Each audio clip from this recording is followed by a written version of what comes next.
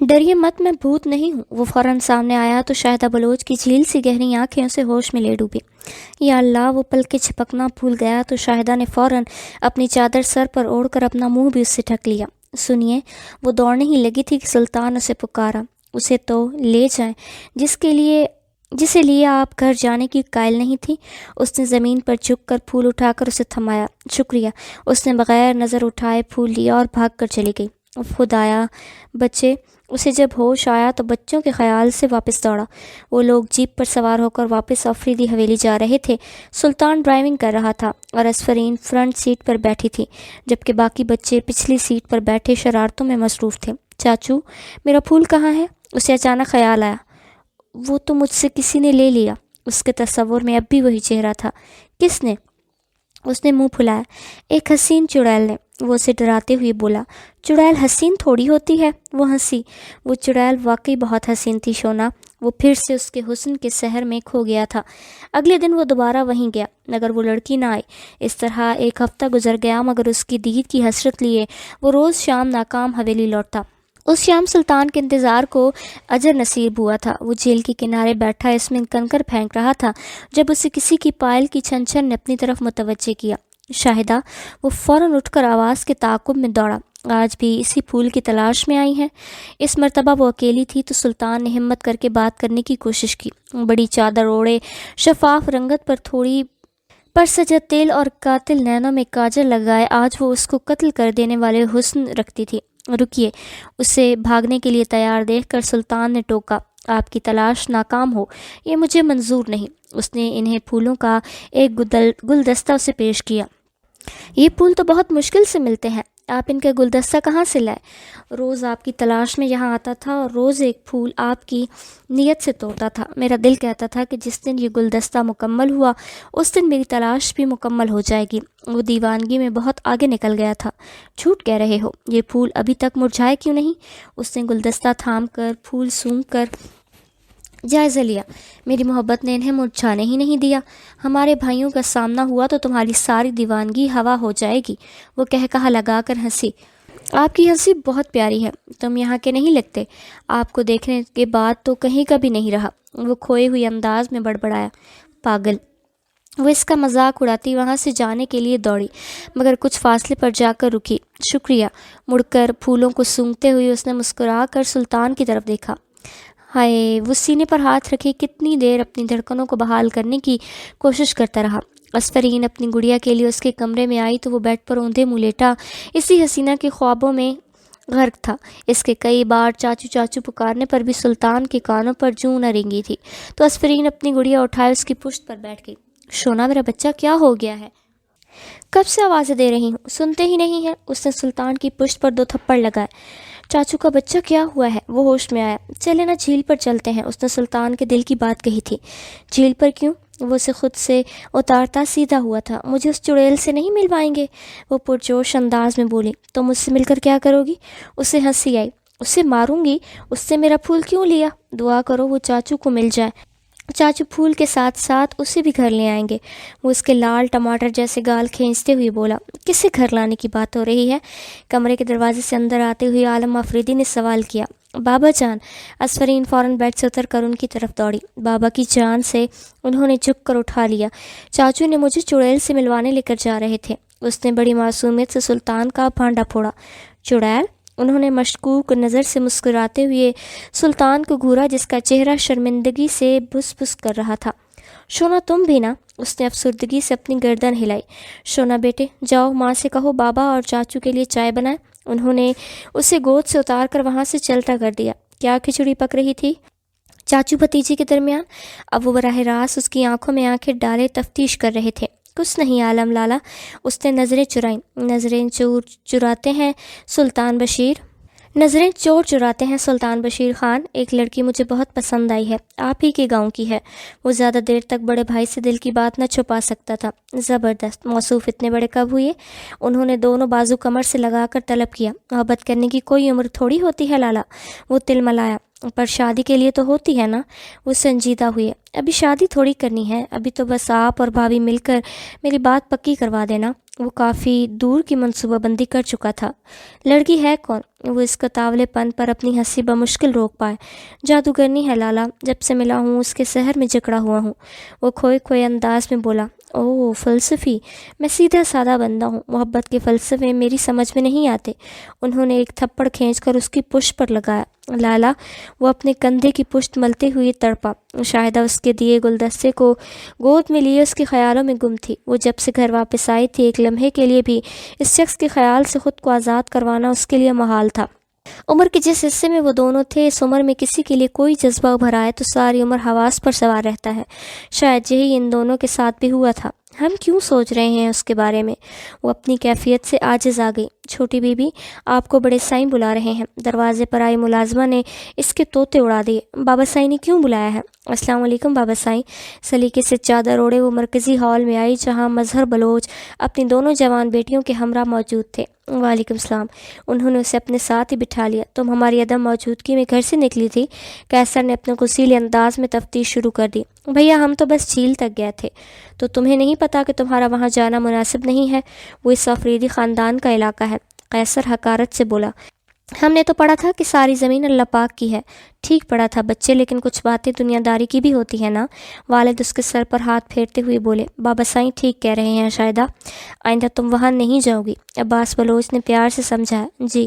وہ کوئی بھی بحث کیے بغیر بات مان گئی۔ پھپھو، آئیں کھیلتے ہیں۔ 8 سال کا غیور دوڑتا ہوا وہاں آیا اور اسے اپنے ساتھ لے گیا۔ وہ خود بھی زیادہ دیر وہاں رکنا نہیں چاہتی تھی۔ مظہر بلوچ کے 2 بیٹے اور 1 بیٹی تھی۔ عباس بڑا جبکہ قیصر چھوٹا بیٹا۔ عباس بلوچ کا ایک بیٹا غیور 8 سال کا جبکہ چھوٹا بیٹا ظہور 3 سال کا تھا۔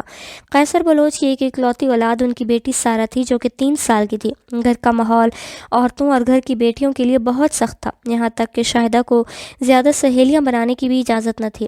گھر کے ملازمین کے بچوں سے ہی اس کی سلام دعا تھی۔ اس کی بہترین دوست سائرہ بھی اس گھر کے مالی کی بیٹی تھی اور کہیں بھی آنے جانے کے لیے وہ سائرہ پر ہی انحصار کرتی تھی۔ اس دن جھیل پر بھی سارہ ہی اسے ساتھ لے کر گئی۔ کیا تم دوبارہ وہاں جانا چاہتی ہو؟ سائرہ کو لگا کہ اس نے سننے میں غلطی کر دی۔ مسجد میں اعلان کر دو تم۔ اس کی بلند آواز پر شاہدہ تپ گئی۔ تم اپنے قیصر بھیا کو جانتی ہو نا؟ سائرہ اس کے کمرے کا دروازہ بند کرتے ہوئے آہستگی سے پوچھنے لگی۔ ہاں۔ اس دفعہ وہ چلائی۔ کیوں جانا ہے وہاں؟ اس نے آنکھیں کھول کر پوچھا۔ کیونکہ وہ لڑکا ہمارے ذہن سے نہیں نکل رہا۔ وہ بھوت؟ سائرہ کو اس دن کا واقعہ یاد آیا۔ وہ بھوت نہیں، انسان ہے، اور اچھا خاصا معقول شکل و صورت کا ہے۔ اسے سائرہ کی بات کھٹکی۔ تم تو ایسے کہہ رہی ہو جیسے اس سے ہر بار مل چکی ہو۔ وہ تنزن کرنے لگی۔ بہت بار کا تو پتہ نہیں، مگر ایک بار ملنا چاہتے ہیں۔ وہ پرجوش ہوئی۔ کیوں؟ سائرہ کی سوئی کیوں پر ہی اٹکی تھی۔ اسی کیوں کا جواب لینے کے لیے۔ اتنا کہہ کر وہ الماری کی طرف چل دی۔ یہ لڑکی اپنے ساتھ ساتھ مجھے بھی مروائے گی، وہ بڑبڑائی۔ آج تینوں باپ بیٹے نے ضروری کام سے شہر جانا تھا اور شاہدہ کے لیے یہی سنہری موقع تھا۔ اس نے عہد کر لیا تھا کہ آج وہ جھیل آخری بار جا رہی ہے اور آج وہ اپنا ہر خیال، ہر بے چینی اسی جھیل کے پانی میں بہائے گی۔ آئندہ کے بعد اس دبلے پتلے لڑکے کا تصور بھی اپنے دماغ میں نہیں آنے دے گی۔ میرا دل کہتا تھا کہ آپ آئیں گی۔ وہ سائرہ کے ساتھ جھیل پر پہنچی تو سلطان آج بھی وہاں اس کا منتظر تھا۔ پچھلے 10 دن سے روز یہاں آتا ہوں اور مغرب تک یہیں آپ کا انتظار کرتا ہوں۔ کیوں؟ آپ سے ایک بات پوچھنی تھی۔ وہ جھجکا۔ کیا؟ اگر میں اپنے بھائی بھابھی کو آپ کے گھر بھیجوں تو کیا وہ ہمارے رشتے کے لیے مان جائیں گے؟ اس نے سیدھا سیدھا سوال کیا تو سائرہ نے شرم کے مارے منہ پر ہاتھ رکھ لیا۔ ہمیں نہیں پتہ۔ اس نے بھی نظریں چرائیں۔ میرا دل کہتا ہے کہ مان جائیں گے۔ میں کل آپ کا پھر یہیں انتظار کروں گا۔ آپ کہیں گی تو میں اپنے بڑے لالا اور بھابھی کو آپ کی طرف بھیج دوں گا۔ وہ وعدہ کرتا خاموشی سے چڑھا گیا۔ یہ لڑکا تو سچ میں تمہاری محبت میں دیوانہ ہو گیا ہے شاہدہ۔ شاہدہ اسے جاتا دیکھتی رہی جب سائرہ نے اسے کندھے سے کندھا ٹکرا کر اپنی بات کہی۔ شاہدہ، اس کا ساکت وجود دیکھ کر سائرہ نے اسے دونوں کندھوں سے جھنجھوڑا۔ وہ چلا گیا۔ وہ اچانک ہوش میں آئی۔ ہاں، اور اب ہمیں بھی چلنا چاہیے۔ سائرہ اپنی سر کی چادر درست کرتے ہوئے بولی۔ ہاں چلو۔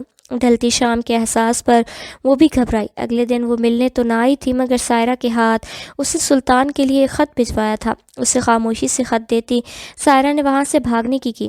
السلام علیکم، ہم آپ کا نام نہیں جانتے اور نہ ہی یہ جانتے ہیں کہ کیوں آپ کا خیال ایک لمحے کے لیے ہمیں تنہا نہیں چھوڑتا؟ ہم ایک عزت دار گھرانے کی لڑکی ہیں، ہمارے بابا سائیں اور میرے بھائیوں کو ہم پر بہت مان ہے جسے ہم توڑنا نہیں چاہتے۔ آپ اپنے بھائی بھابھی کو بھیج دیجیے، اگر ہمارے بابا سائیں مان گئے تو اسے ہم اپنی خوش نصیبی سمجھیں گے، لیکن اگر وہ نہ مانے تو آپ ہم سے وعدہ کریں کہ اگر زندگی کی کسی بھی موڑ پر دوبارہ ملے تو اجنبی بن کر ہی ملیں گے۔ ہم اپنے بابا سائیں کی مخالفت نہیں کر سکتے۔ آپ کے گھر والے ہمارے بابا سائیں کو جانتے ہوں گے، وہ اس گاؤں کے بہت بڑے ذمہ دار ہیں، ان کا نام مظہر بلوچ ہے۔ شاہدہ کے خط نے اس کے دل کے بوجھ کو اتار دیا تھا، اس نے یوں اس خط کو سونگھا جیسے وہ شاہدہ کی وجود کی مہک سے مہکا ہو۔ شاہدہ، اس نے خط سینے سے لگایا۔ بھابھی، راجیہ بیگم کے کمرے کے دروازے پر دستک ہوئی۔ آ جاؤ۔ ان کی اجازت ملنے پر وہ اندر آیا۔ لالا کہاں ہیں؟ آتے ہی ہوں گے، تم بیٹھو۔ وہ 1 سال کے معاذ کو گود میں لیے سلا رہی تھیں۔ سب خیریت ہے نا سلطان؟ معاذ کو بستر پر لٹا کر انہوں نے سلطان کی حالت کا جائزہ لیا، جو کہ بہت ہی بے سکونی دکھائی دے رہے تھے۔ لالا، مجھے آپ سے اور بھابھی سے بہت ضروری بات کرنی ہے۔ عالم کمرے میں آیا تو سلطان نے اسے بازو سے پکڑ کر بیڈ پر بٹھایا۔ بھابھی آپ بھی بیٹھے نا۔ اس نے راجیہ بیگم کو بھی عالم کے پہلو میں بٹھایا۔ معاذرہ کیا ہے؟ آپ دونوں کو میرا رشتہ لے کر جانا ہے۔ ایک ہاتھ میں بھائی اور دوسرے ہاتھ میں بھابھی کا ہاتھ پکڑے وہ خود گھٹنوں کے بل کارپٹ پر بیٹھا۔ کہاں؟ پہلے بتائیں، جائیں گے نا؟ وہ مکمل تسلی چاہتا تھا۔ جاؤں گی بابا، راجیہ بیگم نے حامی بھری۔ کیا جاؤں گی؟ پہلے اس کے والدین سے تو مشورہ کر لو۔ عالم نے بیوی کو جلد بازی پر ڈانٹا۔ آپ بھی کمال کرتے ہیں، شکر کیجئے کہ بڑے بھائی نقش قدم پر چلتے ہوئے یہ بھی کسی گوری کو بیانے کی بات نہیں کر رہا۔ کم از کم لڑکی اپنے گاؤں کی تو ہے۔ یو آر دی بیسٹ بھابھی۔ بیسٹ کے بچے تیرے ماں باپ سے کون بات کرے گا؟ میں کر لوں گی، اس کی جگہ راجیہ بیگم نے جواب دیا۔ آئی لو یو بھابھی۔ اس نے خوشی سے بھابھی کی گود میں سر رکھ کر اٹھایا۔ پر وہ ہے کون؟ اس مرتبہ عالم آفریدی کا لہجہ بلند ہوا۔ شاہدہ، مظہر بلوچ، مظہر بلوچ کی بیٹی۔ کیا؟ مظہر بلوچ کی بیٹی؟ عالم نے فوراً اپنا ہاتھ اس کی گرفت سے آزاد کروایا۔ تمہیں اندازہ بھی ہے کہ وہ لوگ کون ہیں؟ ان کا لہجہ بالکل بدل گیا۔ جو بھی ہوں گے آپ اور بھابھی سنبھال لیں گے نا؟ وہ با یقین تھا۔ سلطان بشیر خان صاحب، دل بھی لگایا تو کہاں؟ عالم آفریدی اپنا ماتھا پیٹتے ہوئے بولے۔ کیا ہو گیا لالا؟ اس سے بھی معاملہ پیچیدہ لگا۔ کچھ نہیں ہوا تو ہو جائے گا۔ اگر میں وہاں تمہارا رشتہ لے کر گیا تو تمہارے نہ ہونے والے سسر جی میرے سینے پر گولیوں کی بوچھاڑ کر دیں گے۔ اللہ نہ کرے جی، کیسی باتیں کر رہے ہیں؟ دیوی نے دل پر ہاتھ رکھ لیا۔ مجھے نہیں، اپنے لاڈلے دیور کو سمجھاؤ۔ وہ قمیض جھاڑتے اٹھے اور کمرے سے نکل گئے۔ تم واقعی مظہر بلوچ کی بیٹی کی بات کر رہے ہو سلطان؟ راجیہ بیگم نے تسلی کی۔ جی بھابھی، میں نے بچوں کے لیے کھیر چولہے پر چڑھائی تھی، شاید لگ رہی ہے۔ وہ بھی بات بدلتی کمرے سے نکل گئی۔ یہ لالا اور بھابھی کو ہو کیا گیا ہے؟ اس نے بیڈ سے ہلکا سا مکہ مارا۔ 1 ہفتہ گزر جانے کے باوجود بھی سلطان کے گھر میں سے کوئی بھی بلوچ حویلی شاہدہ کا رشتہ لے کر نہ آیا تھا۔ ہر روز وہ اس امید سے اٹھتی کہ آج اس کا انتظار ختم ہوگا، مگر ان سب میں 1 ہفتہ گزر گیا۔ اس کا دل یہ ماننے کو تیار ہی نہ تھا کہ سلطان کے وعدے اور دعوے جھوٹے تھے، مگر حالات نے اسے ایسا سوچنے پر مجبور کر دیا۔ آج اس نے بہت منت سماجت کے بعد سائرہ کو جھیل پر بھیجا تھا کہ جا کر سلطان کی خیر خبر لے۔ یہ میری طرف سے شاہدہ کو دے دینا۔ اس نے پینٹ کی جیب سے خط نکال کر سائرہ کے سپرد کیا تو سائرہ نے ایک نظر اس کے وجود پر ڈالی۔ اس کے بکھرے بال، زردی سے بھرا چہرہ اور سوجی آنکھیں بتا رہی تھی کہ وہ بہت رویا ہے۔ تم ٹھیک ہو؟ سائرہ کو اس کی حالت پر رحم آیا۔ ہاں، اس کا گلا بھی بیٹھا ہوا تھا جسے وہ چیخو پکار کے ساتھ سوگ منا کر آیا ہو۔ گاڑی روکو۔ کیسر جو اپنے ملازم کے ساتھ شکار سے واپس آ رہا تھا، اسے جھیل کے کنارے کھڑے لڑکا لڑکی دکھائی دیے۔ یہ لڑکا تو بشیر خان کا بیٹا ہے نا؟ اس نے دور سے ہی سیاہ جینز اور سیاہ ٹی شرٹ میں ملبوس سلطان کو پہچان لیا، مگر لڑکی کی پشت وہاں ہونے کے باعث اسے نہ پہچان سکا۔ جی، پر یہ لڑکی کون ہے؟ گاڑی چلاتا ملازم وہاں دیکھتے ہوئے بڑبڑایا۔ کیا ہو رہا ہے؟ وہ وہاں بڑے بڑے قدم اٹھاتے آیا تو سائرہ نے چادر سے اپنا منہ چھپایا۔ بدذات! اس کے منہ چھپاتے ہی کیسر نے اس کا چہرہ دیکھ لیا تھا اور وہ فوراً ہی اس کے منہ پر چپیڑ لگائی۔ شرم نہیں آتی؟ لڑکی پر ہاتھ اٹھاتے ہو؟ سلطان نے اس کے گال پر تماچا لگایا۔ تو جانتا بھی ہے میں کون ہوں؟ قیصر بلوچ نے اسے گلے سے پکڑ لیا۔ عورت ذات پر ہاتھ اٹھانے والے مرد کے نام پر دھبا ہو تم۔ وہ دونوں جانوروں کی طرح ایک دوسرے پر جھپٹ پڑے۔ اس دوران سائرہ وہاں سے بھاگ دوڑی۔ سلطان! وہاں انہیں لڑتا دیکھ کر ایک گاؤں کے آدمی نے جا کر عالم آفریدی کو خبر دی تو وہ وہاں دوڑے چلے آئے۔ ہمت ہے تو یہیں رہنا۔ عالم نے ان دونوں کو الگ کیا تو قیصر گاڑی کی طرف دوڑ کر اپنی بندوق اٹھا لایا۔ قیصر بلوچ، تحمل کا مظاہرہ کرو۔ عالم نے اسے سمجھانے کی کوشش کی۔ ٹھا! گولی کی آواز سے جھیل کے کنارے لگے درختوں پر موجود پرندے ہوا میں تتر بتر ہو گئے۔ لالا! اسے بچاتے ہوئی گولی عالم آفریدی کے سینے پر جا لگی۔ عالم لالا! اس کے زمین بوس ہونے پر وجود کو سلطان ہلا ہلا کر رو رہا تھا۔ چلیں چھوٹے سائیں۔ کیسر کو ملازم اپنے ساتھ بھگا کر لے گیا۔ لالا، سلطان نے چیختے ہوئے اسے خون آلود سینے پر سر رکھ دیا۔ عالم افریدی کے قتل پر دونوں بھائیوں احمد افریدی اور الیاس افریدی کے سر پر خون سوار تھا۔ ان کے جنازے کے بعد پنچایت نے بیٹھ کر فیصلہ سنانا تھا۔ وہ کسی صورت معاف کرنے کے لیے رضامند نہ تھے۔ خون کے بدلے خون یا خون بہا کے علاوہ کسی بات پر متفق ہونے کے قائل نہ تھے۔ مظہر بلوچ نے بہت منت سماجت کی مگر وہ نہ مانے۔ بالآخر پنچایت نے فیصلہ سنا دیا کہ خون بہا میں شاہدہ کو عالم افریدی کے چھوٹے بھائی الیاس کی ونی کر دیا جائے گا۔ اپنی جوان بیٹی کی جان بچانے کے لیے مظہر بلوچ نے دل پر پتھر رکھ کر پنچایت کے فیصلے کو قبول کرتے ہوئے شاہدہ کو الیاس کے نکاح میں دینے کی حامی بھر دی۔ آپ لوگ خود خدا کا خوف کریں چچا جان، اس لڑکی کی عمر دیکھیں اور الیاس بھائی کی عمر دیکھیں۔ سلطان اسی لمحے انگاروں پر لوٹ رہا تھا۔ تم ابھی اتنے بڑے نہیں ہوئے سلطان کے ان فیصلوں میں بول سکو۔ احمد افریدی نے اسے جھڑک دیا۔ پلیز احمد لالا، آپ جو بول رہے ہیں کل وہ کاٹیں گے۔ جو کچھ بھی کیسر نے کیا اس میں اس لڑکی کا کیا قصور ہے؟ اس نے دہائی دی۔ اس کا قصور یہ ہے کہ وہ بلوچ خاندان کی بیٹی ہے اور کیسر بلوچ کی بہن۔ الیاس خرا ہے، یہ ظلم ہے الیاس لالا۔ اس نے احتجاج کیا۔ بکواس بند کرو، سارے فساد کی جڑ تم ہی ہو، نہ تم اس سے الجھتے اور نہ لالا۔ قیصر نے بہت دنوں سے دل میں رکھی بات کہہ دی۔ بس کل الیاس کا نکاح ہے اور وہ کسی صورت نہیں رکے گا۔ صوفے پر بیٹھے قیس افریدی نے ہاتھ دکھا کر تینوں کو خاموش کروا دیا۔ جاؤ کمرے میں جاؤ تم۔ احمد نے نرمی سے سلطان کا گال تھپ تھپاتے ہوئے اسے سمجھایا اور وہ شکستہ قدم اٹھاتا چل دیا۔ اگلی دوپہر وہ الیاس کے نام سے منسوب ہو کر افریدی حویلی میں اپنے بھائی کی کیے گئے گناہ کی سزا بھگتنے آ گئی تھی۔ اسے اندازہ بھی نہیں تھا کہ جس گھر میں وہ بہو بن کر آئے گی دراصل یہ وہی گھر ہے جہاں کبھی آنے کے اس نے خواب سجائے مگر شریک سفر وہ نہ تھا جس کی اس نے حسرت کی تھی۔ بڑی سی چادر اوڑے وہ ڈری سہمی الیاس کے قدموں کے نشان کا تعاقب کرتی افریدی حویلی میں داخل ہوئی تھی۔ 36 سال کے مرد کا نکاح 17 سال کی کم عمر لڑکی سے پڑھوا دیا گیا جو کہ نفرت کی بنیاد پر تھا۔ آؤ ادھر بیٹھو۔ احمد کی بیوی زوبیہ نے اسے اپنے پہلو میں بٹھایا۔ بھابھی اس کی اوقات نہیں ہے کہ اسے ہم اپنے برابر بٹھائیں، تم زمین پر بیٹھو۔ اس پر حکم جاری کرتے الیاس اپنے کمرے کو ہو لیا اور اس کے حکم کی تعمیل کرنے کے لیے وہ صوفے سے اٹھ گئی۔ السلام علیکم۔ وہ جیسے ہی مڑی تو وہی انسان اس کے سامنے کھڑا تھا جس کی یادوں نے اسے بہت رلایا تھا۔ یہ سلطان ہے، تمہارا دیور۔ زوبیہ کے الفاظ اس کے سینے میں پہلے سے زخمی دل کو کرچی کرچی کر گئے۔ میں بس آپ سے ملنے آیا تھا بھابھی، میں اسلام آباد واپس جا رہا ہوں۔ سلطان کو لگا کہ ابھی اس کا دل دھڑکنا بند کر ہو جائے گا۔ اتنی جلدی؟ ان دونوں کی باتوں کے دوران شاہدہ بت بنی سر جھکائے کھڑی تھی۔ جلدی کہاں، اب تو بہت دیر ہو گئی ہے۔ وہ پشیمان نظروں میں سے ایک نظر اپنی پہلی محبت کا آخری دیدار کرتا واپسی کی راہوں پر نکل گیا۔ شونا بہت تنگ کرے گی تمہارے جانے کے بعد۔ عالم بھائی کے جانے کے بعد بس تم ہی نے اسے سنبھالا ہے سلطان۔ اب یہاں مزید ایک دن رکا تو افریدی خاندان کو ایک اور جنازہ اٹھانا پڑ جائے گا بھابھی۔ اس نے بغیر مڑے اپنی آخری جملے کہے اور بڑے بڑے قدم اٹھاتا ہمیشہ کے لیے افریدی حویلی کو خیر آباد کہہ گیا۔ اس دن آخری بار شاہدہ نے اسے دیکھا تھا۔ دوبارہ 20 سال گزر جانے کے بعد بھی اس نے اس جگہ کا رخ نہ کیا تھا۔ خاندانی نفرت نے مجھے میری پہلی اور آخری محبت سے محروم کر دیا غیور۔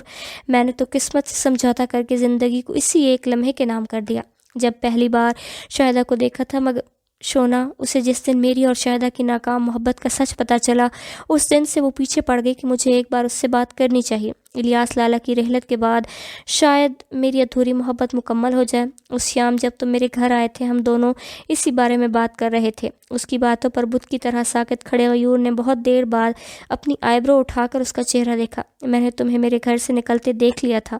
اس کی طنزیہ مسکراہٹ نے غیور کو شرمسار کر دیا۔ میں تمہیں سب کچھ سچ سچ بتانا چاہتا تھا مگر تمہارا رد عمل اتنا شدید تھا کہ نہ میں اور نہ شونا تمہاری اس غلط فہمی کو دور کر سکے۔ اس کی بات کو آدھا دھورا سنتا وہ لڑکھڑاتے قدموں کے ساتھ کیبن سے نکل گیا۔ صبح سے رات ہو گئی اور وہ ویران سڑکوں پر بے وجہ اپنی گاڑی دوڑاتا گھوم رہا تھا۔ رات کے اندھیرے میں برستی بارش کی بوندوں نے راستے کو دھندلا کر دیا تو اس نے سڑک کے کنارے گاڑی روک دی۔ گاڑی کے اسٹیئرنگ وہیل پر سر رکھے وہ 5 سال پیچھے چلا گیا۔ زاری کیا کر رہے ہو یار، بیمار پڑ جاؤ گے۔ وہ بیچ سڑک میں دونوں بازو پھیلائے اور اپنا منہ آسمان کی طرف اٹھائے بارش کے ہر قطرے کا استقبال کر رہی تھی جب غیور نے گاڑی کا ہارن بجا کر اسے متوجہ کیا۔ تم جب میرے ساتھ انجوائے نہیں کر سکتے تو منہ بھی بند رکھو ڈرپوک۔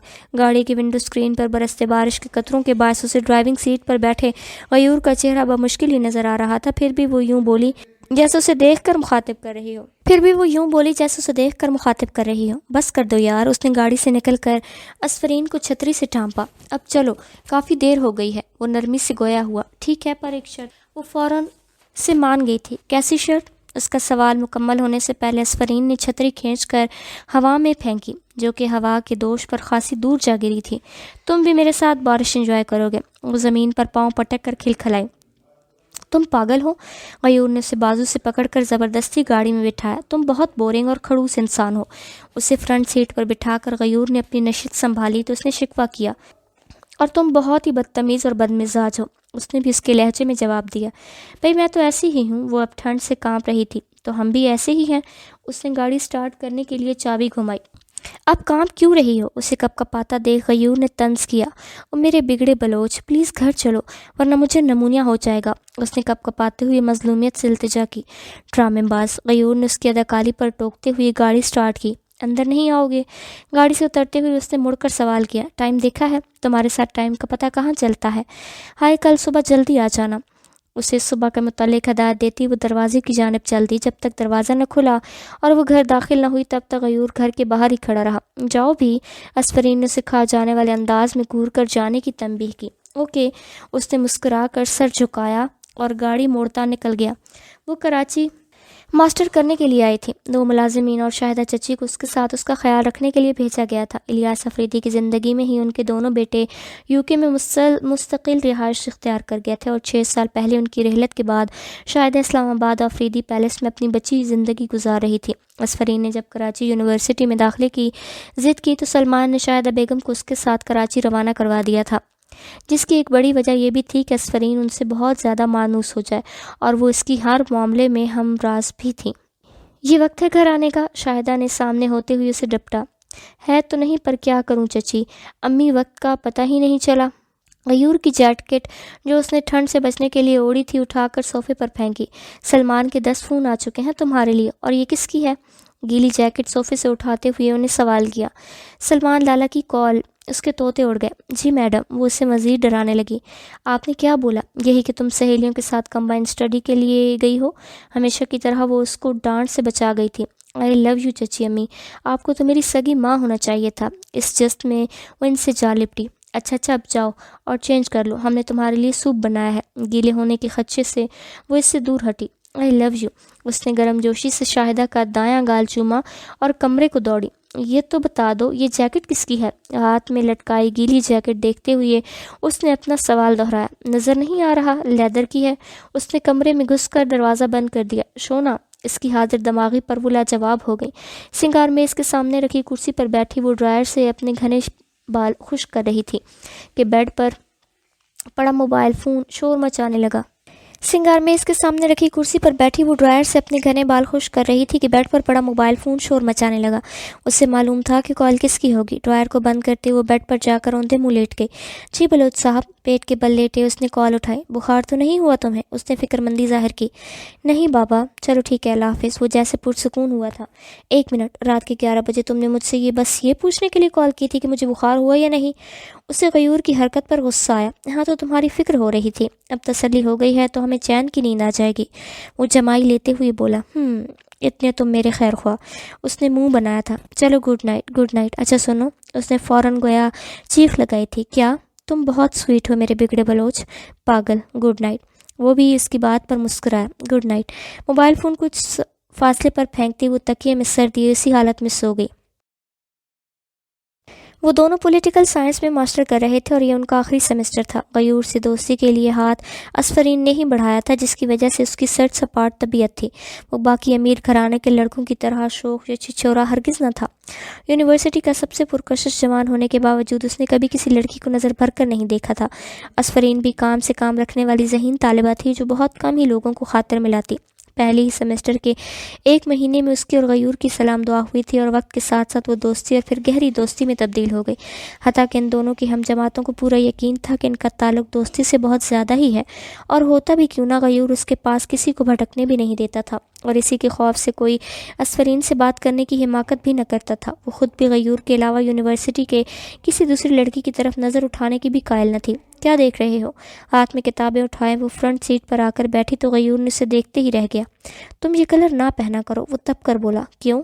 اس نے ہاتھ میں پکڑی کتابیں پچھلی سیٹ پر پھینکی تھی۔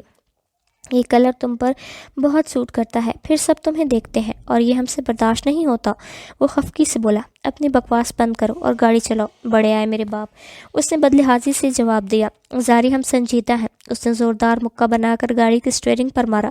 بلوچ صاحب، ان سب پابندیوں کے لیے میرے پاس ایک عدد منگیتر ہے۔ اس نے جہان کا ذکر کیا تھا۔ جانتے ہیں، اس نے یوں جواب دیا جیسے جہان سے کوئی 100 سال پرانا بیر ہو۔ تو پھر چلو، دیر ہو رہی ہے۔ اسفرین نے آگے بڑھ کر گاڑی کا ہارن بجایا۔ جنگلی جانور، اس نے دو بدو جواب دیا۔ یہ کام تم گھر پر نہیں کر سکتی۔ وہ گاڑی چلا رہا تھا جب اسفرین نے گاڑی کا فرنٹ میئر اس نے اپنی طرف موڑ کر لپسٹک لگائی۔ اتنا ٹائم کس کے پاس ہوتا ہے؟ اس نے لپسٹک مکمل کی تو غیور نے شیشہ دوبارہ واپس سیدھا کیا۔ کلاس سے فارغ ہو کر وہ دونوں اسی لمحے لائن میں ایک بینچ پر بیٹھے تھے۔ جہان اور بھی طلبات بینچ پر پھر نرم گھاس پر ٹولیوں کی صورت میں بیٹھے تھے، خوش گپیوں میں مصروف تھے۔ کس چڑیل سے باتیں کرتے رہتے ہو؟ اسے مسلسل فون پر مصروف دیکھ کر اسفرین نے موبائل کھینچ لیا۔ زاری، غیور نے خفا نظروں سے اسے دیکھا جو اس کے فون میں گھسی تفتیش کر رہی تھی۔ تمہارے لیے علاوہ کسی میں اتنی ہمت نہیں ہے کہ ہمارے آگے زبان چلا سکے۔ وہ اس سے اپنا موبائل واپس کھینچتے ہوئے اترایا۔ صاف صاف کہو نا کہ کسی میں مجھ جتنی سکت نہیں ہے جو ایک پتھر سے سر پیٹتی رہے۔ اس نے مظلومیت سے ماتھا پیٹا۔ اب ہم اتنے بھی برے نہیں ہیں۔ اس نے اپنی قمیض کے کالر درست کیے۔ اچھا، تو پھر میرے علاوہ کوئی اور لڑکی تمہارے آس پاس بھی کیوں نہیں آتی؟ اس نے بحث چھیڑ دی۔ تو تمہارا بھی تو ہمارے علاوہ کوئی دوست نہیں ہے نا؟ اس نے دلیل دی۔ وہ تو تمہارے خوف سے کوئی میرے پاس نہیں آتا۔ غلطی سے کوئی حماقت کر بھی لے تو تمہارا منہ غبارے کی طرح پھول جاتا ہے۔ وہ باقاعدہ منہ پھلا کر بولی۔ تم سے ہم نہیں جیت سکتے اسفرین عالم۔ غیور نے ہمت ہارتے ہوئے ہاتھ جوڑے۔ اچھا اب چلو، ایس پی کی کلاس ہے۔ کلائی میں بندھی گھڑی دیکھ کر وہ بینچ سے اٹھی۔ ہمیں اس کی کلاس میں نہیں جانا۔ وہ اپنی جگہ سے نہ ہلا۔ کیوں؟ اس سے مڑ کر پوچھا۔ بس تم بھی مت جاؤ۔ اس کے پاس کوئی جواز نہ تھا۔ بلوچ صاحب، فائنل سمسٹر ہے اور آپ کی یہ تیور، جلدی اٹھو۔ اس نے ہاتھ میں پکڑے نوٹس موڑ کر اسے مارے۔ اچھا یار۔ سب کو اپنی طرف متوجہ دیکھ کر غیور اٹھا۔ سلطان بشیر کا لیکچر جاری تھا، جبکہ وہ دونوں ساتھ بیٹھے ہونے کے باوجود چپتے چھپاتے ایس ایم ایس پر باتوں میں مصروف تھے۔ بہت پکا رہا ہے یار زاری، کل سے ہم اس کی کلاس نہیں لیں گے۔ غیور نے میسج بھیجا۔ میں تمہارا منہ توڑ دوں گی، تمیز سے بات کیا کرو، ٹیچر ہے۔ جواب آیا۔ مس اسفرین۔ سلطان نے اسے موبائل پر متوجہ دیکھ کر بلایا۔ یس۔ اس نے موبائل اپنے بیگ میں چھپایا۔ سب ٹھیک ہے؟ آپ کے ہوتے ہوئے کچھ غلط ہو سکتا ہے؟ اس کے جواب پر پوری کلاس میں کہے گونج اٹھے۔ ہونے کو تو کچھ بھی ہو سکتا ہے۔ سلطان چل کر اس کے قریب آیا۔ مثلاً؟ اس نے بات بڑھائی۔ آپ فیل بھی ہو سکتی ہیں۔ وہ ہنسی دباتے ہوئے بولا۔ سوال ہی پیدا نہیں ہوتا۔ ابھی تک ایسا کوئی سبجیکٹ یا ایگزام آیا ہی نہیں جو اسفرین عالم کو فیل کروا دے۔ کلاس کی بہترین طلبہ ہونے کے باعث اسے اپنی ذہانت پر بہت ناز تھا۔ خوش رہنا اچھی بات ہے، مگر خوش فہمی میں رہنا اچھی بات نہیں ہے۔ اس کی تکبرانہ باتیں سلطان کو ناگوار گزرتی تھی۔ یا تو انسان خوش فہمیاں پال سکتا ہے یا پھر غلط فہمیاں۔ میری نظر میں خوش فہمی پالنا غلط فہمی پالنے کی نسبت بہتر ہے۔ بھرم اور تعلق دونوں بچ جاتے ہیں۔ اس کی بات مکمل ہوتے ساتھ ہی کلاس ختم ہونے کا شور مچ گیا۔ تمہیں لاجواب کرنا خوب آتا ہے۔ کلاس سے سب کے چلے جانے کے بعد وہ اور غیور ہی اپنی کتابیں سمیٹ رہے تھے جب سلطان نے اسفرین سے بات کی اور کلاس سے نکل گیا۔ تم کیوں اس کے منہ لگتی ہو؟ وہ اسفرین سلجھ پڑا۔ مطلب یہ کیوں تمہارے ساتھ اتنا فری ہوتا ہے؟ اسے اصل مسئلہ اس بات سے تھا کیونکہ میں ان کے ہر سوال کا جواب دے کر انہیں لاجواب کرتی ہوں۔ اس نے کندھے اچکائے۔ ہمیں اس کا تم سے بے تکلف ہونا اچھا نہیں لگتا۔ وہ تل ملایا۔ تمہیں تو کسی کا بھی مجھ سے بے تکلف ہونا اچھا نہیں لگتا۔ اس نے اپنے موبائل بستے سے نکالا۔ کل سے ہم اس کی کلاس نہیں لیں گے۔ اپنا بستہ دائیں کندھے سے لٹکاتے ہوئے اس نے کمر کے بائیں طرف کیا۔ پتہ نہیں تمہیں ایس پی سے کیا مسئلہ ہے؟ اسفرین کو اس کی الجھن سمجھ نہ آتی تھی۔ ہمارا دماغ خراب ہے، ہم سے بات مت کرنا۔ وہ روٹ کر چل دیا۔ غیور، او میرے بگڑے بلوچ، وہ اسے منانے کے لیے پیچھے دوڑی۔ سلطان گھر میں داخل ہوا تو دروازہ پہلے سے کھلا تھا اور کوئی کچن میں گھسا گنگناتے ہوئے کچھ بنانے میں مصروف تھا۔ آواز سنتے ساتھ ہی اس کا چہرہ خوشی سے کھل اٹھا۔ اپنا بیگ ٹی وی لاؤنج کے صوفے پر رکھتا وہ بھی کچن میں چلا آیا۔ کہاں رہ گئے تھے آپ؟ کب سے آپ کا راستہ دیکھ رہی ہوں۔ کپ میں کافی پھینٹے ہوئے اس نے شکوہ کیا۔ آنے سے پہلے بتا تو دیا کرو۔ وہ شرٹ کے آستینے چڑھاتا وہیں رکھی کرسی پر ٹک گیا۔ آپ نے کون سا میری چاچی رکھی ہوئی ہے جو میرے آنے کا سن کر میرے لیے اہتمام کر کے رکھیں گی؟ چلو اب تم ہی رہ گئی تھی میری شادی کے پیچھے پڑنے کے لیے۔ سلطان نے دونوں بازو میز پر پھیلا کر سر وہیں جھکا دیا۔ ایس پی، شادی کر لینا، میں آپ کو اکیلا نہیں دیکھ سکتی۔ کچھ ہی دیر میں وہ دو کافی لے کر کپ اٹھائے اس کے پاس پڑی کرسی پر بیٹھ گئی۔ میں اکیلا کہاں ہوں؟ تم ہر وقت میرے سر پر سوار جو رہتی ہو۔ اس نے سر اٹھایا۔ ایس پی اسے یہ ٹال مٹول اکتاہٹ میں مبتلا کر دیتی تھی۔ کم از کم یہاں تو چاچو بلا لو۔ آپ ہی نے یہاں آنے سے پہلے سختی سے بولا تھا کہ کسی کو بھی پتہ نہیں چلنا چاہیے کہ میں تمہارا چاچو ہوں۔ اس نے اس کی نقل اتارتے ہوئے یہ بات کی۔ سر بلانا میری شان کے خلاف ہے اور چاچو سننا آپ کو گوارا نہیں، اس لیے سویٹ ایس پی یعنی سلطان بشیر، اس نے کافی کا کپ تھماتے ہوئے کہا، تمہارا کچھ نہیں ہو سکتا شونا۔ بیچارہ جہان، وہ بناوٹی افسردگی سے بولا۔ بن ہی نہ جائے وہ بیچارہ۔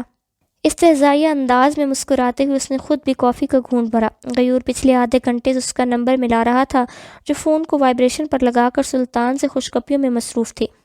ہفتے کا ایک دن وہ یہی گزارا کرتی تھی۔ سلطان اپنے بڑے سے گھر کا واحد فرد تھا۔ 20 سال پہلے ڈھائے جانے والے ظلم کے بعد وہ بھائی کے پاس لندن چلا گیا تھا۔ پڑھائی مکمل کرنے کے بعد اس نے پاکستان آ کر اپنا نیوز چینل کھول لیا تھا اور اس کے علاوہ یونیورسٹی میں لیکچر بھی دیتا تھا۔ ماں باپ اس کی شادی کی حسرت لیے ہی دنیا سے گزر گئے، جبکہ اس کا دل آج بھی شاہدہ کی حسرت لیے بیٹھا تھا۔ خود کو شاہدہ کا گنہگار مان کر اس نے ساری عمر اکیلے رہنے کا عہد لیا تھا۔ اس کا ذکر بھی نہیں کرتا تھا، مگر اس کی تنہائیاں شاہدہ کی یادوں سے ہی آباد رہتی۔ او گاڈ، 7 بج گئے۔ وہ جو صوفے پر چونکڑی مار کر کشن گود میں لیے بیٹھی تھی، دیوار پر لٹکی گھڑی دیکھ کر سیدھی ہوئی۔ میں نے تمہارے فیوریٹ ریسٹورنٹ سے کھانا آرڈر کیا ہے، کھا کر جانا۔ نہیں ایس پی، دراصل شاہدہ چچی نے آج میری فیوریٹ بریانی بنائی ہوگی۔ شاہدہ کا نام سنتے ہی لیپ ٹاپ پر چلتے اس کے ہاتھ رک گئے۔ کیا کمال کی کوکنگ ہے ان کی یار، آپ کبھی گھر آئیں گے نا، ان کے ہاتھوں کے ذائقے کے دیوانے ہو جائیں گے۔ اپنی کتابیں سمیٹتے وہ جانے کی تیاری میں مگن تھی۔ وہ کیسی ہیں؟ پچھلے ہفتے انہیں بخار تھا نا؟ وہ دریافت کرنے لگا۔ بیچاری ٹھیک ہی ہیں، مجھے تو کبھی کبھی ان پر بہت ترس آتا ہے۔ اولاد ہے نہیں اور شوہر بھی ملے تو الیاس چچا خان جیسے۔ بے حس اصفرین کو شروع سے شاہدہ کی حالت زار پر بہت افسوس ہوتا تھا۔ وہ بیچاری بھی بالکل آپ کی جیسی ہی ہیں، تنہا، اکیلی۔ اس کے جملوں سے سلطان کا دل بیٹھا جا رہا تھا۔ میں چھوڑاؤں؟ اس کا تیار دیکھ کر وہ لیپ ٹاپ ایک طرف رکھ کر اٹھا۔ میں نے ڈرائیور کو کال کر دی ہے، آپ ریسٹ کریں۔ وہ اس کا ہاتھ کے اشارے سے روکتی باہر نکل گئی۔ جہان اگلے 5 منٹ میں ڈرائیور کی خدمت میں حاضر تھا۔ گھر پہنچتے ساتھ اس کی پسندیدہ مٹن بریانی کی خوشبو نے اسے مدہوش کر دیا۔ وہ سر جھاڑ منہ پھاڑ باورچی خانے میں دوڑتی چلی گئی، جہاں شاہدہ سالاد کاٹ رہی تھی۔ اس نے پیچھے سے اسے اپنے حصار میں لیا۔ آئی لو یو چچی امی، وہ اسے باہوں میں بھر کر بولی۔ اچھا مکھن لگانا بند کرو اور جا کر منہ ہاتھ دھو لو۔ اس نے خود کو اصفرین کی گرفت سے آزاد کیا۔ دھلے ہوئے ہیں بابا۔ اس نے سلاد کی ٹرے میں سے کھیرے کا ٹکڑا اٹھا کر کھایا۔ شونا، انہوں نے خفگی سے اس کی طرف دیکھا۔ اوکے بابا، سوری۔ معذرت کرتی وہ باہر کی جانب نکل گئی۔ غیور کو اس کا نمبر ملاتے ہوئے دوپہر سے شام ہو گئی، مگر کوئی خاطر خواہ جواب نہیں آیا، جس کے بعد اس کا غصہ 7ویں آسمان پر پرواز کر رہا تھا۔ اب اس نے بھی عہد لیا تھا اس کا نمبر ملا کر مزید اپنی توہین نہیں کروائے گا۔ اوہو بلوچ صاحب، اس نے رات گئے اپنا موبائل دیکھا تو غیور کی 25 مسڈ کال سکرین پر چمک رہی تھی۔ کون ہے؟ اس کا فون اٹھا کر غیور اجنبی انداز میں بولا۔ تھپڑ مار کر یاد دلاؤں یا سر پھاڑ کر؟ اس سے اس کے انداز پر تپ چڑھی۔ ہمیں تم سے بات نہیں کرنی، وہ کلس کر بولا۔ تو یہ 25 مسڈ کال میرے سیل فون کی بیٹری جلانے کے لیے دی تھی؟ جان بوجھ کر اسے مزید زج کر رہی تھی۔ تم بہت کہتے کہتے وہ رکا۔ بولو۔ اسے ہنسی آئی۔ ہمیں تم سے بات نہیں کرنی، فون رکھو۔ اس نے اپنی بات دہرائی۔ بلوچ صاحب معاف کر دیں، غلطی ہو گئی، پلیز، وہ شیریں انداز میں بولی۔ کہاں تھی تم؟ ہم پریشان ہو رہے تھے۔ تمہیں ذرا بھی اندازہ ہے؟ اس کا لہجہ بھی تھوڑا نرم ہوا۔ اندازہ ہے تبھی تو تمہیں فون کیا ہے نا، تمہاری فکر میں بھوکے بیٹھے ہیں ہم۔ پر تمہیں کیا؟ اس نے افسردگی سے آہ بھری۔ غیور، اللہ کے بندے، رات سے 10 بج رہے ہیں اور تم دوپہر سے بھوکے بیٹھے ہو؟ اسے حیرانی ہوئی۔ ابھی باہر جا کر کچھ کھاتے ہیں۔ خبردار جو کچھ باہر کا اوٹ پٹانگ کھایا۔ میرے گھر آؤ، تمہیں زبردست سی بریانی کھلاتی ہوں۔ وہ جو بیڈ سے ٹیک لگائے بیٹھی تھی فوراً سیدھی ہو گئی۔ اس وقت اسے نامناسب لگا۔ رات کا کھانا صبح میں تو نہیں دیکھ سکتی نا؟ جلدی آؤ، میں انتظار کر رہی ہوں۔ حکم صادر کرنے کے بعد اس نے کال کاٹ دی۔ اگلے 15 منٹ میں وہ اصفرین کے گھر کے باہر موجود تھا۔ اس نے اصفرین کے حکم کے مطابق آ کر مسڈ کال کی تو وہ بڑے ٹرے میں اس کے کھانے کا سامان لیے شاہدہ سے بہانے بناتی گھر سے نکلی۔ گھر کی گارڈ پر اس کا اتنا روب تھا کہ وہ اس کا پول کھولنے کی ہمت تو کر نہیں سکتے تھے۔ ہم باہر سے کچھ لے لیتے۔ گاڑی میں بیٹھ کر اصفرین نے دروازہ بند کیا۔ لڑکیوں کی طرح نخرے نہ کرو، پہلے ہی تم پر بہت غصہ ہوں۔ ٹرے پر دیا کپڑا ہٹا کر اس نے غیور کے سامنے پیش کی۔ تم گھر سے کیا کہہ کر نکلی ہو؟ اس نے چمچ بھر منہ میں ڈالا۔ میں نے چچی امی کو بولا کہ باہر فقیر آیا ہے، اسے کھانا دے کر آتی ہوں۔ اس کے جواب پر غیور کو کھاتے کھاتے کھانسی آ گئی۔ ہم فقیر نظر آتے ہیں تمہیں؟ ہائے میرے بگڑے بلوچ، کہنے سے تو تم فقیر ہو گئے کیا؟ اس کی سادگی پر اسفرین کھلکھلائی تھی۔ اسفرین، ہم غیور عباس بلوچ ہیں، وہ بڑے جتاتے ہوئے انداز میں بولا۔ اس لیے تو میرے بیسٹ فرینڈ ہو، وہ اس کا ناک کھینچ کر بولی۔ بریانی اچھی ہے؟ اس نے دوبارہ کھانا شروع کی۔ میری چچی امی نے جو بنائی ہے۔ چلو اس سے پہلے چچی امی باہر آئے، میں بھی جا رہی ہوں۔ چچی کے خوف سے وہ واپسی کے لیے پر تولنے لگی۔ زاری، وہ گاڑی سے اتری تو غیور نے اسے روکا۔ ہاں؟ وہ مڑی۔ تم بہت اچھی ہو، مجھے پتہ ہے۔ وہ اٹھتی واپس مرکزی دروازے سے اندر چلی گئی، جبکہ غیور نے کھانے کی مہم جاری رکھی۔ سمجھ نہیں آ رہا کہ کس سے پڑھے ہم۔ کیفیٹیریا میں بیٹھی اسفرین استانی بن کر اسے پڑھا رہی تھی۔ غیور، مجھ سے مار مت کھانا اب، اچھے خاصے ذہین ہو تم، پھر بھی لاپرواہی کرتے ہو۔ اپنے ہاتھوں سے بنائے گئے نوٹس اس کے سامنے رکھتی وہ باروب ہوئی۔ اگر بابا سائی نے گھر سے نکالنے کی دھمکی نہ دی ہوتی تو ہم کبھی بھی یہاں نہ آتے۔ وہ منہ بناتا نوٹس کی طرف متوجہ ہوا۔ ایڈیٹ، اگر تم یہاں نہ آتے تو ہم کیسے ملتے؟ مل جاتے۔ جب دو لوگوں کے مقدر میں ملنا ہو تو وہ کبھی بھی کہیں بھی مل جاتے ہیں۔ اس نے نظر اٹھا کر اسفرین کا چہرہ دیکھا۔ جلدی جلدی یہ یاد کرو، چلو شاباش۔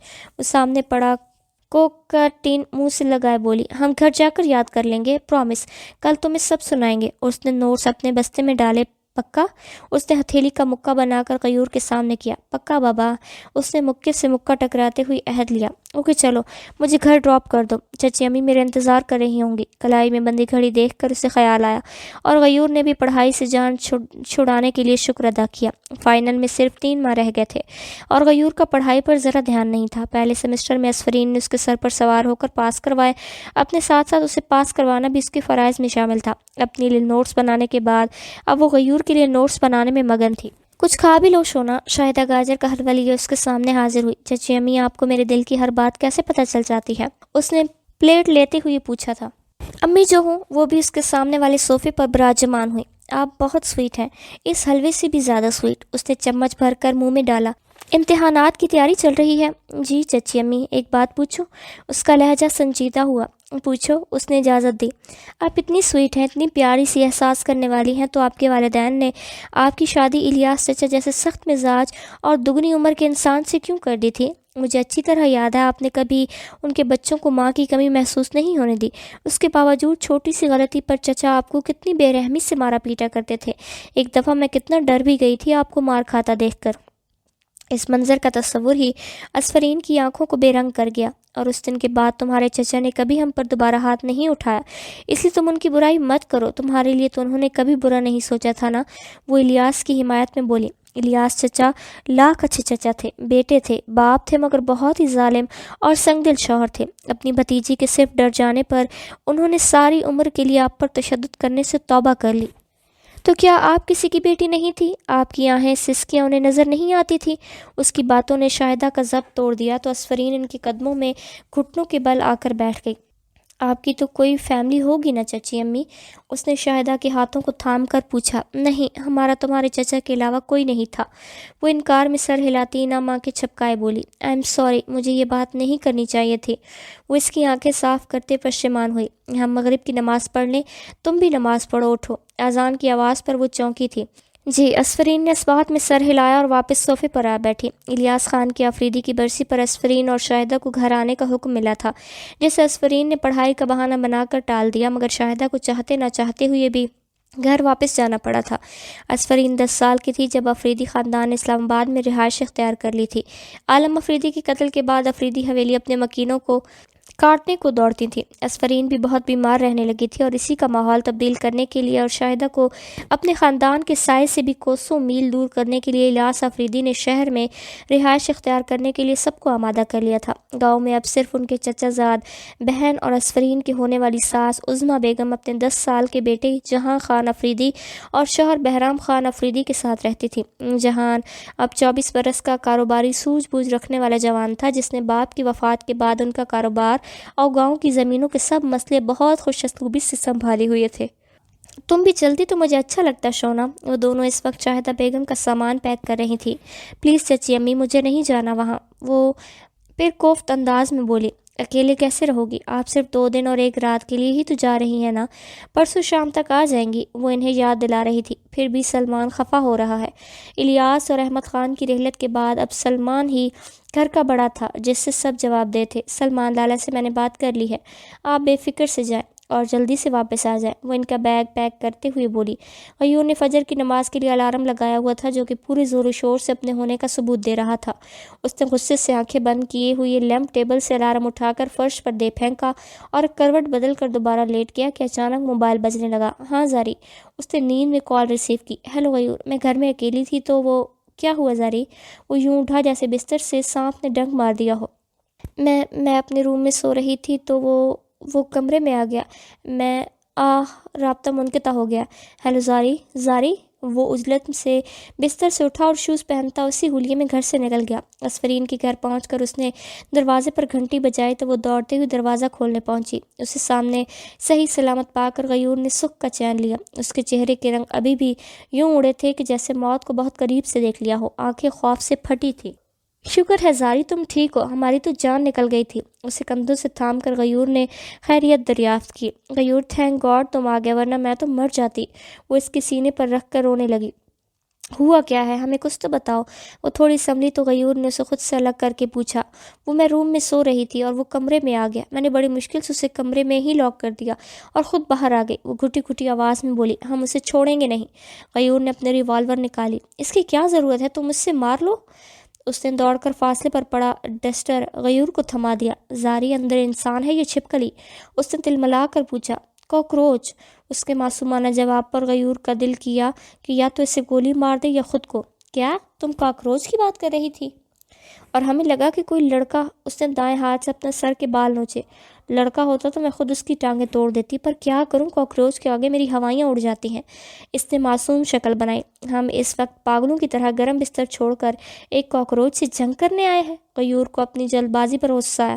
اب میں اور کسے بلاتی؟ تمہارے علاوہ یہاں میرا ہے کون جو 5G کی سپیڈ سے دوڑتا چلا آتا؟ اس کی بات کے جواب میں غیور مکمل خاموش کھڑا اسے کھا جانے والی نظروں سے دیکھ رہا تھا۔ آ ہی گئے ہو تو اسے مار بھی دو نا، اس نے غیور ڈسٹر کی طرف بڑھایا۔ ہم تمہیں مار دیں گے، اس نے اسفرین پر ریوالور تانی۔ اچھا، اس نے ڈرنے کی اداکاری کی۔ پہلے ہمیں کافی پلاؤ۔ اب وہ بھی نخرے دکھانے لگا۔ رشوت خور، اسے اپنے پیچھے آنے کی ہدایت کرتی وہ کچن کی جانب چل دی۔ غیور کرسی پر براجمان اپنی ریوالور کا پوسٹ مارٹم کر رہا تھا جبکہ اسفرین کافی بنانے میں مصروف تھی۔ تمہاری چچی امی تمہیں اکیلا چھوڑ کر کیسے گئی؟ اکیلی کہاں تھی، ملازمین تھے تو، پر شام میں گارڈ کی طبیعت خراب ہو گئی اور میں نے اسے ڈرائیور کے ساتھ ہاسپٹل بھیج دیا۔ ان لوگوں نے 8 بجے فون کیا تھا کہ ڈاکٹر نے گارڈ کو ایڈمٹ کر لیا ہے۔ اس نے کافی پھینکتے ہوئے الف لیلا سنائی۔ تم بھی ان کے ساتھ چلی جاتی زاری، ہمیں تمہارے یوں رات اکیلے رہنے پر بہت غصہ آ رہا ہے۔ اس نے ریوالور میز پر رکھی۔ پتہ تھا تم غصہ کرو گے اس لیے تمہیں نہیں بتایا، لیکن وہ تھوڑی شرمندہ سی ہوئی۔ تمہیں تو بہت شوق ہے جھانسی کی رانی بننے کا، وہ اسے مزید شرمندہ کر رہا تھا۔ خان صاحب، غیور خاموش رہنا پلیز۔ اوون کے اوپر پڑا اس کا موبائل بجا تو وہ محتاط ہوئی۔ السلام علیکم، کیسے ہیں؟ کال جہاں کی تھی۔ وعلیکم السلام جان عزیز، اپنی سنائیں۔